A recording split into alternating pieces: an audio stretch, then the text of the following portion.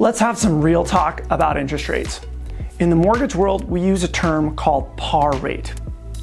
If you get a $500,000 mortgage at a par rate, that means your loan is sold to investors in what's called the secondary market for the same price, $500,000. But if that happened, how would anybody make money in the process of writing a mortgage?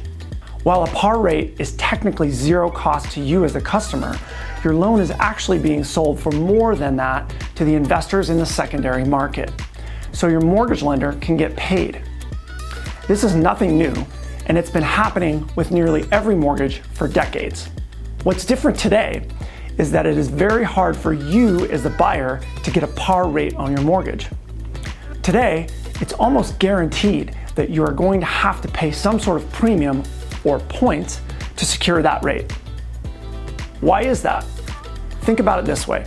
If you're an investor and you're buying a mortgage loan that's worth $500,000, but you're paying an extra $10,000 or $15,000 for it, how are you supposed to make money? Investors make their money on the earnings or an investment over a specific period of time. Ultimately, the interest rate on your mortgage is reflected in the yield that the investor who buys your mortgage can expect to earn. But what happens if your loan gets paid off early? What happens if interest rates come down?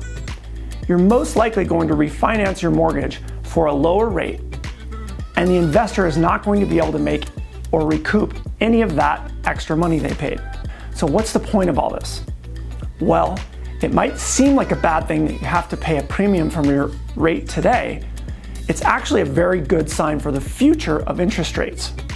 The fact that investors are not willing to buy loans at par today means that they believe that interest rates will go down as inflation starts to come down. Investors are charging a premium for upfront for rates to make sure they're not losing money on their investment. So my advice today is marry the home, but date the rate. If you find a home you love, bite the bullet on the interest rate and start building equity. The market anticipates rates will go down soon, and you'll have an opportunity to refinance to a lower rate. The extra money you'll spend on a higher rate for a little while is nothing compared to the wealth you'll be losing out on by not earning equity on the home. Marry the home, date the rate.